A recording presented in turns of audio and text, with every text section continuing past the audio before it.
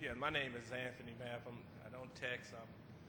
I have a cell phone, but I'm Fred Flintstone when it comes to all that other kind of stuff. So I do apologize. I got several questions for you. Okay, well, that's fine. That's fine, too. Okay, my best one is when is HUD going to expand their definition of affordability? Because I have a senior residence in care, for instance, which is pretty much a pilot project that we've done as a private business.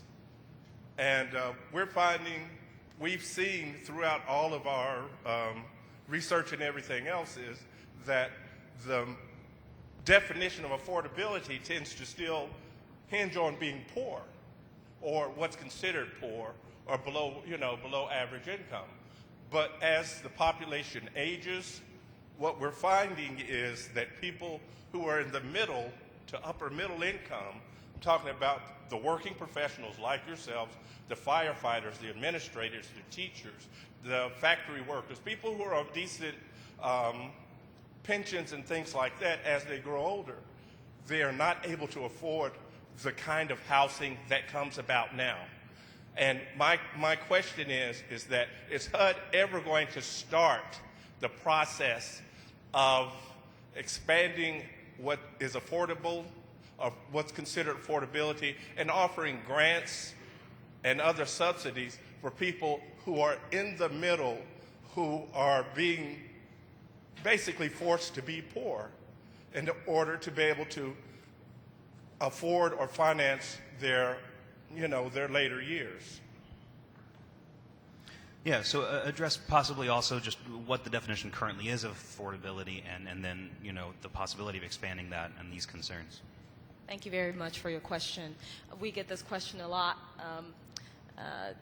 It is the definition of affordability for HUD is pretty antiquated, and we're well aware of this. And in fact, we are working all three agencies right now within HUD first with our program offices, CPD, Fair Housing, all of our program offices to help us redefine affordability, which would include transportation, utility, costs, all of the total household income elements that go into affordability.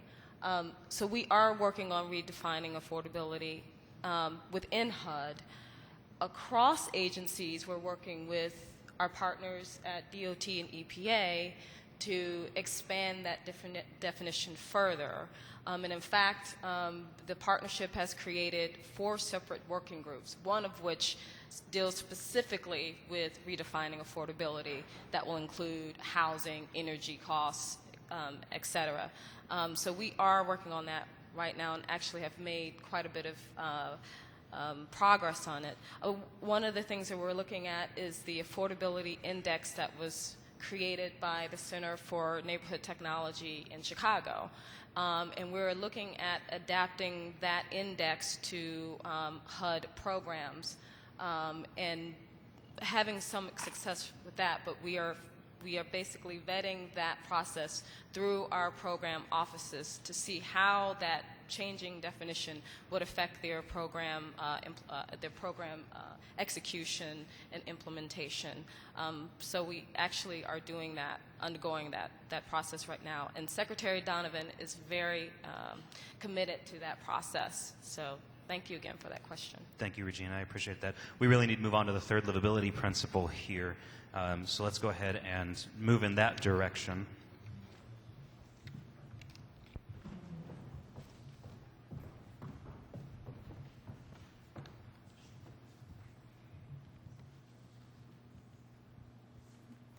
Improving access to employment, education, and the business market can reinvigorate economic competitiveness.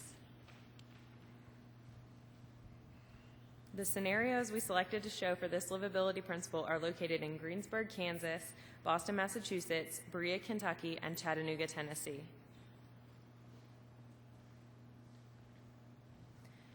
At 9:45 p.m. on May 4, 2007, an EF5 tornado leveled the rural town of Greensburg, Kansas. Just days after the storm, the community came together and decided to rebuild sustainably, striving to become a model green town for the future. The City Council passed a resolution stating that all city buildings would be built to LEED Platinum standards, making it the first city in the nation to do so.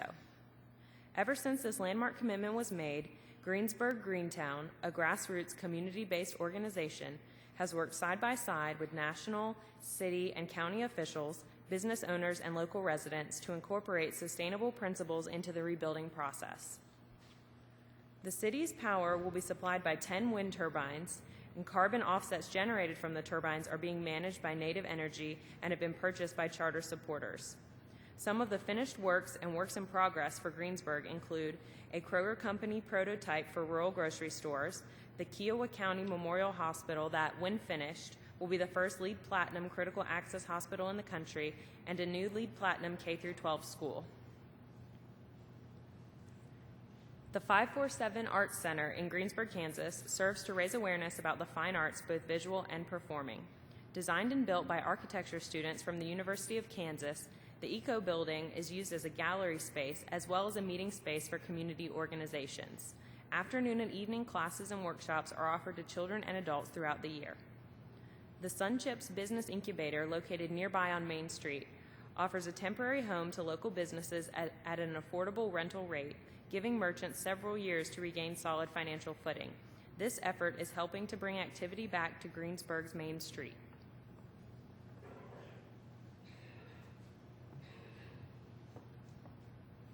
Project Places Gatehouse in Boston, Massachusetts is a multi-family housing development for individuals who have been faced with homelessness or in danger of becoming homeless. Like other programs helping the homeless, the Gatehouse offers support services to residents to help them address barriers in finding and obtaining employment and housing. Unlike other programs, the Gatehouse provides residents with hands-on learning opportunities, with 3 nonprofit businesses located within the building. This mixed-use atmosphere has made the Gatehouse a candidate to receive funding that is not typical for housing developments. One such funding opportunity is the New Markets Tax Credit Program that allocated $2.8 million to the project. This federally funded program is intended to stimulate economic development by requiring that 20% of the property's income be derived from its retail or office space. The Gatehouse has been well received in the community, making a positive impact as an anchor of growth and activity in an area struggling to maintain its identity through redevelopment.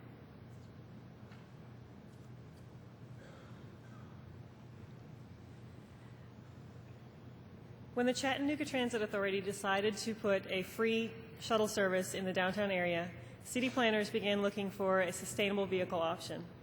What they soon discovered was that no one made a vehicle that would meet their needs.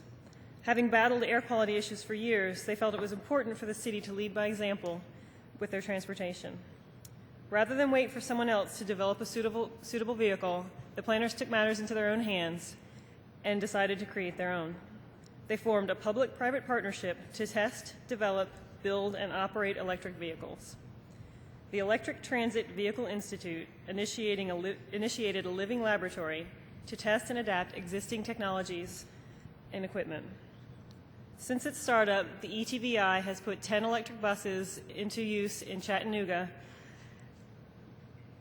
and formed a company to design and manufacture electric buses in other cities. Many of the electric buses operating in the U.S. today were manufactured in Chattanooga.